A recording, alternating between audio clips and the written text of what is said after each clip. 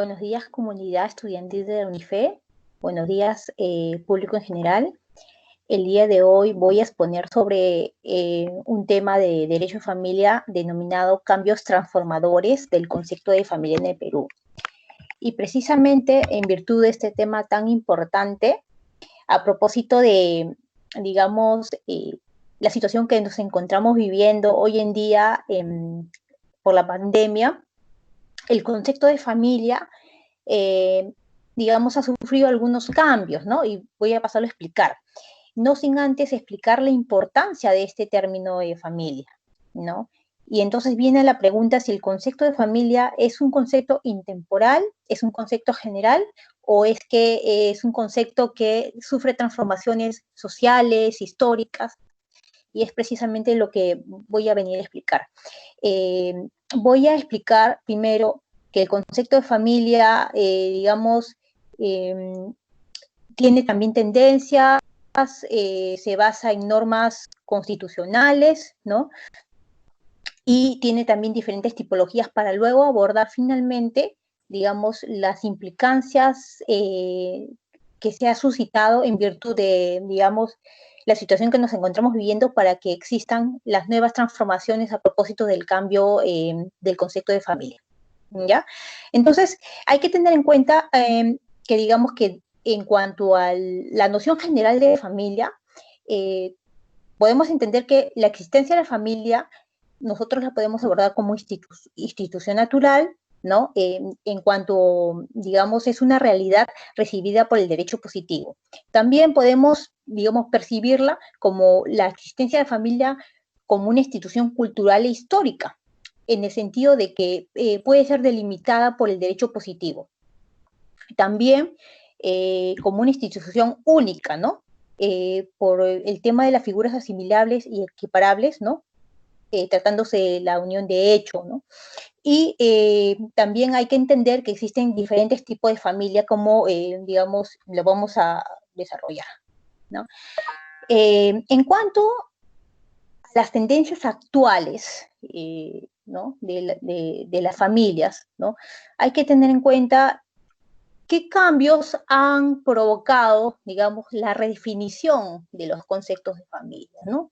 ¿Qué cambios transformadores han ocurrido en nuestra sociedad para que el concepto de familia no se quede impersonal, no se quede estático y obviamente se amplíe, por decirlo así, ¿no? Y se redefine, ¿no? De acuerdo a la sociedad y al mundo que nos encontramos viviendo. Bueno, eso tiene que ver mucho con la tipología familiar, pero también con las tendencias actuales, ¿no?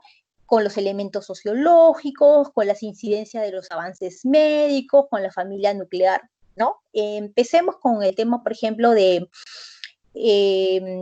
la redefinición de la familia nuclear, ¿no? Entonces, aquí ocurre una relevancia, una importancia con el tema de la importancia que la sociedad le da a la familia nuclear, es decir, la pareja y descendencia, ¿no? Inicialmente. También en las tendencias actuales existen los nuevos elementos sociológicos que le dan una intensificación a la adopción, ya sea nacional o internacional. Entonces son tendencias actuales en el derecho familiar. También existe una incidencia en los avances médicos y tecnológicos. Entonces, aquí se le da, por ejemplo, una redefinición al concepto de filiación, ¿no? También se le da alcances a las técnicas de reproducción humana asistida, ¿no? Y en todos esos aspectos de bioética, biojurídica, ¿no? Por ejemplo, en el tema que estamos abordando. Todo esto tiene que ver también con un marco legal normativo, ¿no? Y ahorita voy a abordar ampliamente que, si bien es cierto, el término y la definición familia no se encuentra literalmente definido ni en la Constitución ni en el Código Civil, pero sí se encuentra protegido. Cuando en el artículo 4, primer párrafo, por ejemplo, la Constitución, nuestra Carta Magna vigente, define, ¿no? La comunidad y el Estado protege especialmente al niño, al adolescente y a la madre y al anciano, ¿no? En estado de abandono, ¿no? Pero también consigna, protege a la familia y promueve al matrimonio. Entonces le da al instituto, ¿no?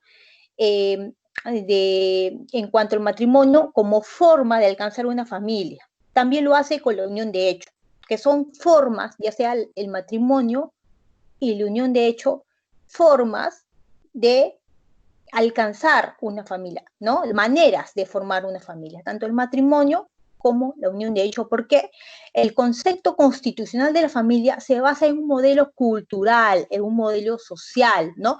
Que se adapta a las necesidades sociales para que pueda existir en un momento concreto. ¿Dónde lo dice? Está en la norma constitucional. También hay que tener en cuenta, digamos, no solamente el artículo 4, el primer párrafo, sino también el segundo párrafo, ¿no? En cuanto a los criterios constitucionales. Igual el artículo 5, ¿no? Lo que refiere a la protección de la unión de hecho, que como le venía diciendo, es una forma de proteger, digamos, y es una forma de alcanzar la familia, tanto el matrimonio. Claro que, digamos, la ley protege mucho al matrimonio, pero no es que deje de lado a la unión de hecho.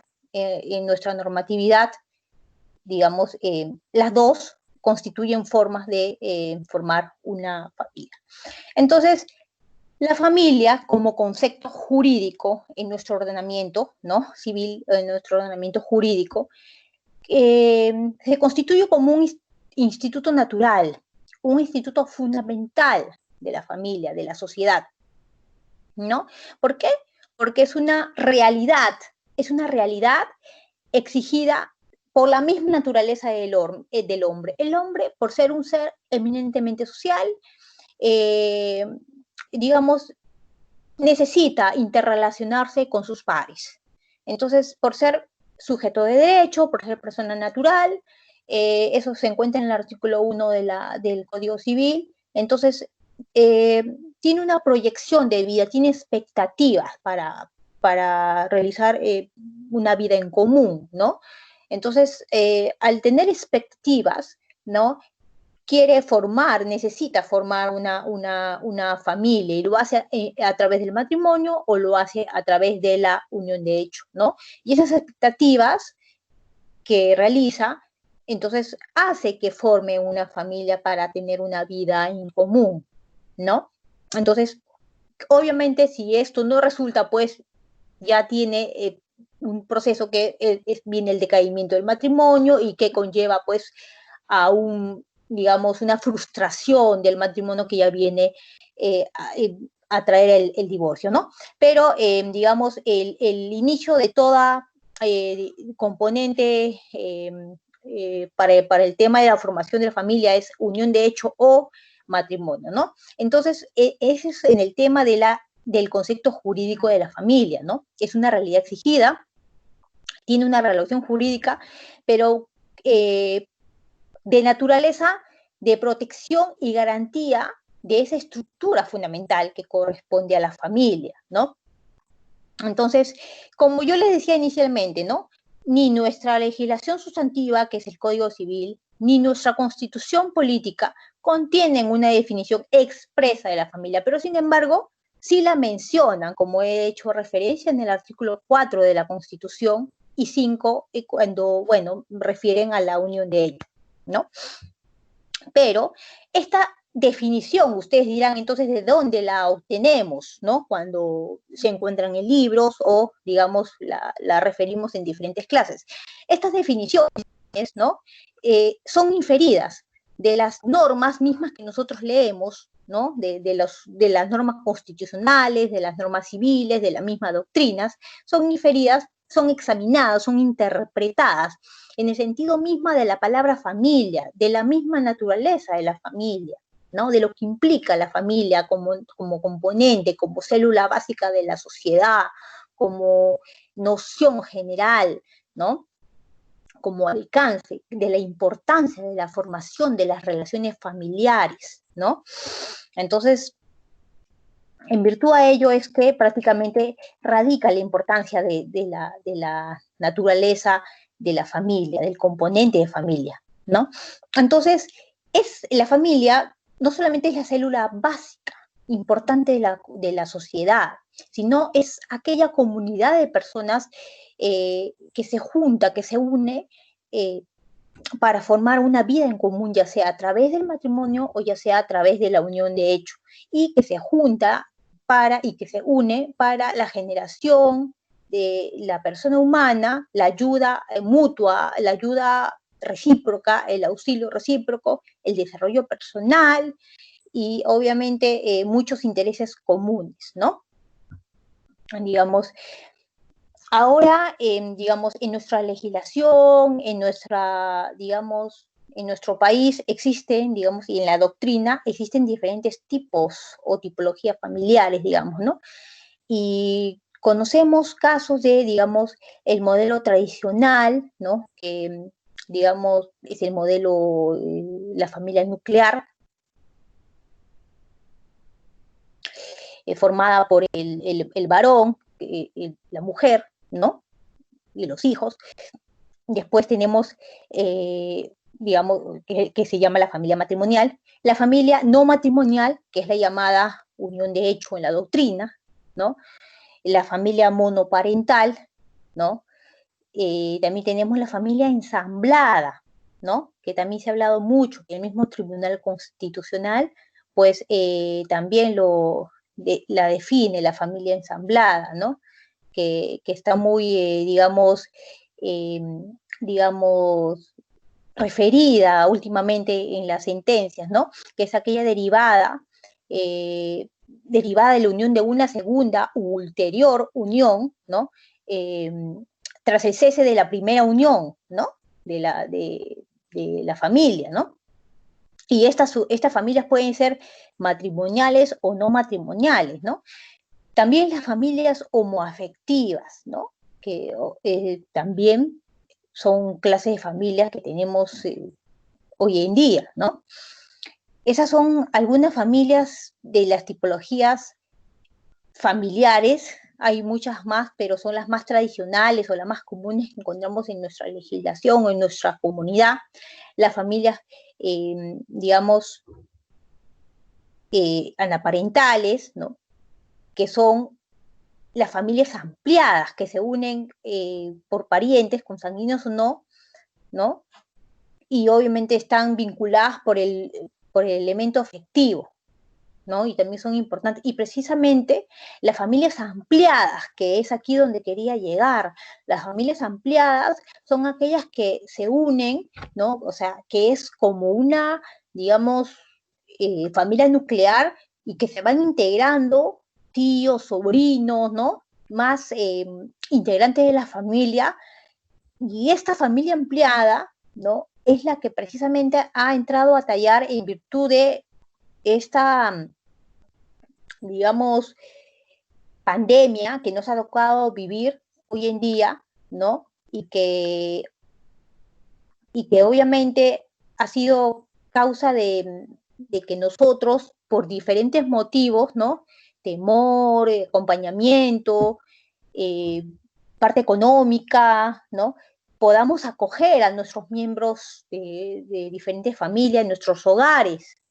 Y es uno de los motivos de que el concepto de familia, que dentro de la tipología que les he mencionado, también incluya la familia ampliada, ¿no?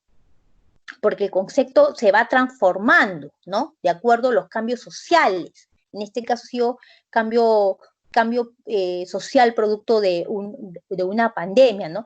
Entonces la transformación del concepto de la familia de Perú el concepto de la familia de Perú no puede ser estático, ¿no? Va cambiando de acuerdo a causas sociales, circunstanciales, ¿no?